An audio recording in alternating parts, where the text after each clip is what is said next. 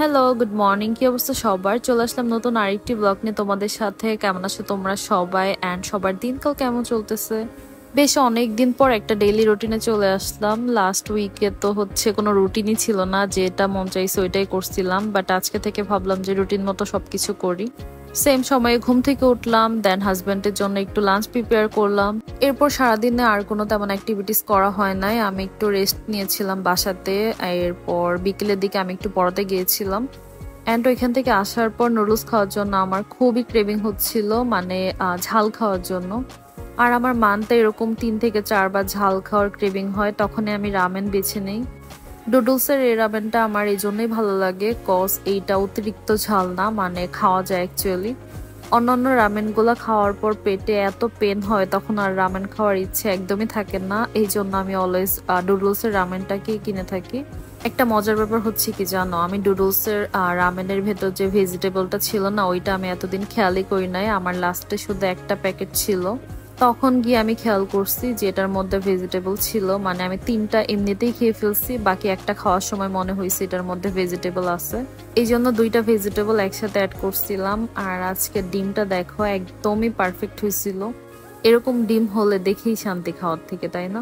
ঝটপট করে বানালাম অ্যান্ড খেয়ে একটু শান্তি হলাম। এরপরেই চলে গেলাম আবার কিচেনে। আজকে বাসায় একটু স্পেশাল রান্না বান্না হবে, এই জন্য দুপুরে তেমন কোনো কিছু রান্না করা হয় না বাসাতে। আম্মু দুপুরে জাস্ট ভর্তা ভাজি বানাইছিল, ওগুলা খেয়েছিলাম। অ্যান্ড রাতে আজকে খিচুড়ি রান্না করব। আর আজকে খিচুড়িটা আমি রান্না করতেছি, আম্মু আমাকে সবকিছু একটু ক্লিন করে সামনে দিয়ে গিয়েছিল, সো আমি একটা একটা করে সবকিছু রান্না করতেছিলাম। ব্রয়লার মাংস যখন বাসায় আনে তখন কিছুটা মাংস রেখে দিই আমরা এইভাবে খিচুড়ি খাওয়ার জন্য, সো আজকে এগুলো দিয়ে রান্না করতেছিলাম। আমি খিচুড়ি রান্না করতেছিলাম আর সাথে আজকে ইলিশ মাছ ভাজা খাবো, সো ওগুলো একটু প্রিপারেশন করে নিচ্ছিলাম। ইলিশ মাছগুলোকে আমি লবণ হলুদ মরিচ দিয়ে ভালো করে একটু মাখায় রাখতেছিলাম, যাতে ভাজা এগুলা খেতে খুবই মজা লাগে। স্যাডলি আজকে বাসায় বেগুন ছিল না, তাহলে একদম মানে সবকিছু হয়ে যেত। যাই হোক, ব্যাপার না, এগুলো দিয়ে অনেক মজা লাগবে। আর দেখতেছিলাম আমার খিচুড়িটা কত দূর হয়েছে। খিচুড়ি রান্না করতে প্লাস পয়েন্ট কি জানো, এটা রান্না করতে খুব একটা সময় নেয় না, খুব অল্প সময়ের মধ্যে হয়ে যায় আর খেতে অনেক ভালো লাগে। আজকে ভুনা খিচুড়ি রান্না করতেছিলাম, যেহেতু আব্বু লেটকা খিচুড়ি লাইক করে না, সো এই জন্য আব্বুর জন্য স্পেশালি ভুনা খিচুড়ি রান্না করা। আমার খিচুড়ি হয়ে যাওয়ার পর আমি মাছগুলাকে গরম গরম ভেজে নিচ্ছিলাম। মাছ ভাজার পর মনে হচ্ছিল এটার মধ্যে কিছুটা শুকনো মরিচ ভেজে নেই, তাহলে এগুলা দিয়ে খেতে আরো বেস্ট লাগবে।